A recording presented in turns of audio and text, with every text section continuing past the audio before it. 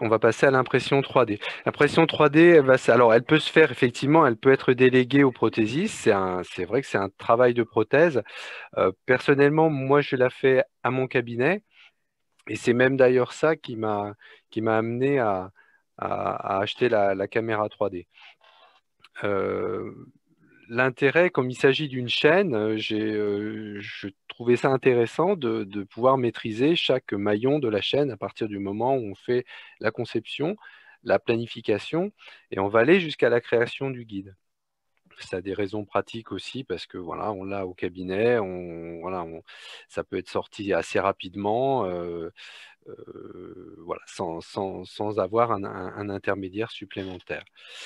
Le guide qu'on a vu, il est réalisé donc dans une imprimante 3D qui fonctionne sur le principe de la stéréolithographie.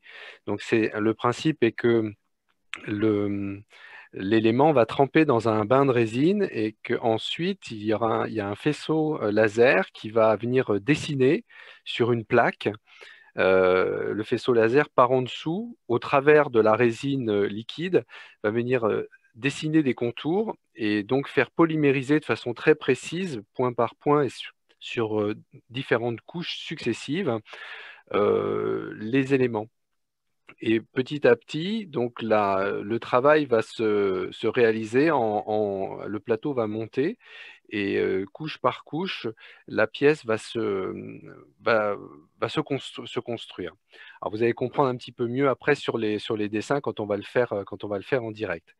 L'appareil dont je dispose, moi, c'est une forme lab, c'est la forme 2. Maintenant, il existe un modèle plus évolué, la 3. Donc, ça se fait dans une enceinte à l'abri de la lumière. Le fameux plateau est ici, donc il monte et il descend. Et le bac qui contient la résine est ici. Et donc, le plateau va descendre, venir s'immerger dans la résine, et il y a un faisceau laser qui part en dessous, va venir voilà, dessiner les contours qui sont à imprimer.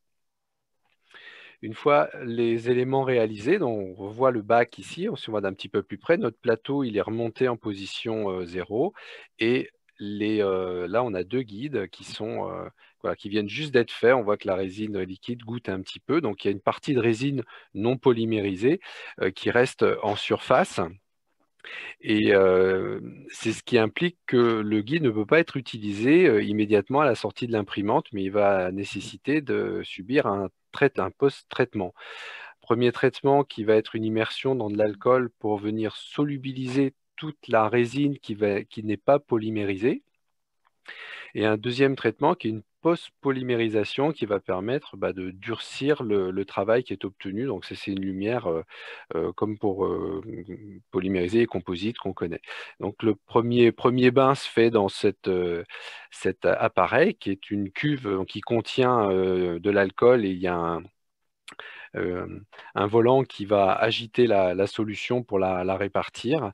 Donc le temps est de 30 minutes d'immersion, mais tout ça c'est réglable en fonction des résines.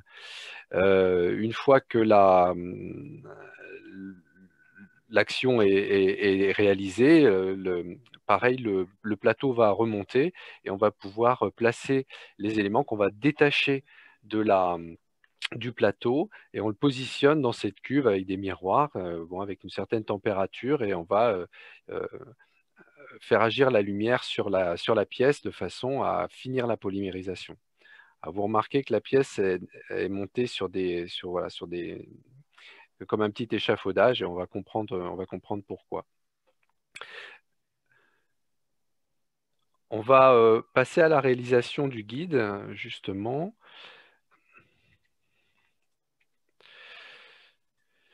Alors, je vais être obligé de changer d'écran.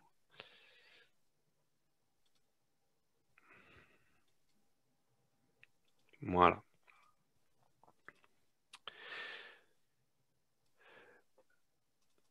Donc, il existe un logiciel qui s'appelle Preform qui va permettre donc de traiter le fichier STL qui est sorti de Blue Sky Plan où le guide a déjà été mobile. Tout le monde voit bien? Très bien. Ouais. Donc, ce logiciel préforme. Donc, il va nous indiquer en ouverture sur quel type d'imprimante on va travailler, quel type de résine on va utiliser. Donc, en l'occurrence, ça c'est la Dental SG. Il faut savoir que voilà, l'imprimante reconnaît la cartouche, reconnaît également le réservoir, c'est-à-dire la cuve dans laquelle la résine se situe la résine liquide. Tous ces éléments, ils ont une puce et on ne peut pas placer l'un à la place de l'autre. Enfin, tout est de façon à éviter d'avoir des erreurs de mélange de résine ou des erreurs dont on ne s'apercevrait pas. Donc, on va appliquer, on va ouvrir et le fichier STL qu'on avait reçu, on l'importe au niveau du logiciel Préform. Le logiciel Préform, il va matérialiser la cuve de l'imprimante 3D et l'élément carré que l'on voit ici représente les dimensions du plateau. Donc le guide arrive, enfin l'image du guide arrive brute, telle qu'elle est là. Et pour pouvoir être imprimé, il va falloir euh, préparer et l'installer. Donc, dans un premier temps, on va l'orienter par rapport au plateau. Il faut que le guide soit imprimé dans un certain sens de façon à ce que les tiges de support n'interfèrent pas avec l'intrado. La partie importante du guide, en fait, est l'intrado qu'on voit ici. Donc, il ne faudrait pas qu'il y ait d'éléments qu'on ait à corriger. On ne doit pas avoir à rectifier cette partie-là qui est l'intrado. Les parties que vous voyez en rouge sont matérialisées par le logiciel qui nous indique que si on veut imprimer le guide tel qu'il est là, les parties en rouge ne sortiront avec des défauts. Donc on va orienter notre guide par rapport au plateau et on va choisir déjà de le changer de sens de façon à ce que l'intrado du guide euh, se retrouve dos au plateau et face à la cuve de résine. Donc, alors bon, c'est un peu bizarrement fait, mais dans le logiciel, en fait, le plateau est présenté à l'envers par rapport à l'imprimante que je vous ai montré tout à l'heure. À savoir normalement, la face du plateau regarde vers le bas. Là, la face du plateau dans le logiciel regarde vers le haut. Donc, on installe notre guide. On voit toujours apparaître des pièces des parties qui sont en rouge, donc qui sortiront avec des défauts à l'impression si on les laisse telles que. Donc notre orientation est satisfaisante. On va maintenant élaborer les tiges de support qui vont permettre de faire la construction du guide de façon à ce qu'il s'imprime sans anomalie, sans défaut. Ça se génère maintenant automatiquement. On n'a rien à choisir, on va laisser tourner et la machine va d'elle-même placer les supports aux endroits les plus opportuns avec une certaine densité qu'on peut modifier et une taille de ces petites tiges de support que l'on voit là, euh, une taille définie également, mais qu'on peut modifier. À l'usage, en fait, la machine fait ça très très bien et on n'a maintenant plus vraiment d'intérêt à essayer de modifier ça. Sauf sur un seul élément, c'est au niveau des tubes de guidage. Il ne faut pas que ces éléments-là, qu'on va devoir couper ensuite, une fois que le guide sera réalisé, puisqu'il faut l'éliminer pour pouvoir utiliser le guide, il faut éliminer ces tiges, donc on va devoir les couper, et il restera toujours ben, des petits défauts, des choses à ébarber et qui pourraient gêner au niveau du diamètre du tube de guidage qui doit avoir des dimensions qui sont très précises. Donc pour ça, il y a une vérification à faire. Donc on va cliquer sur modifier. Voilà, et le logiciel, il va nous indiquer tous les points d'impact des petites tiges de support. Et on va essayer de déplacer. Voilà, c'est les impacts des tiges de support de façon à ce qu'elles n'interfèrent pas avec l'intrado. Alors, vous voyez, si par contre, si je déplace celui-là, on risque d'avoir un défaut. Donc voilà, il faut quand même que j'arrive à le replacer.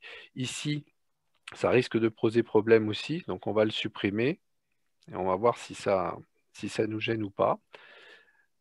Voilà, on va essayer de les écarter le plus possible de l'intrado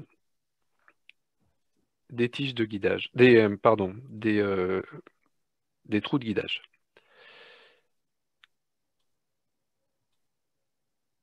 Hop, attendez, hop, on va y arriver.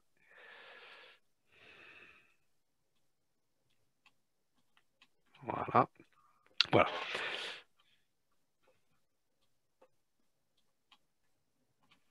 Celle-ci non plus.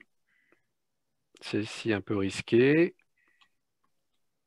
Ici aussi. Ici aussi. Voilà. Une dernière ici. Voilà. Donc, a priori, ça devrait être bon. On va vérifier, on va faire appliquer. Voilà. Donc, le logiciel a replacé les tiges de support comme on souhaitait. Et on voit que là, on nous valide que le guide sera bien imprimable. Ben voilà, c'est prêt. Donc ensuite, on peut lancer l'impression. Donc on valide encore qu'il s'agit bien de la bonne imprimante. Donc le logiciel va envoyer directement l'imprimante, soit par le réseau, soit même par Wi-Fi. On va charger l'impression et ensuite, il suffit d'appuyer sur un bouton sur l'imprimante pour lancer l'impression qui se fait automatiquement. On peut suivre en ligne l'avancement de l'impression et on a un SMS qui vous indique une fois que l'impression est terminée, donc même de chez vous, vous savez que l'impression s'est bien déroulée et on n'est pas obligé de rester devant l'imprimante pour voir si ça se déroule bien. Voilà. Extrêmement intéressant, docteur Jouveau, docteur Onseret. Donc là, on a vu une chaîne à 3 parties, l'apport de 3D, le flux avec la caméra d'empreinte, la modélisation du guide et docteur Jouveau, la préparation vers l'impression 3D.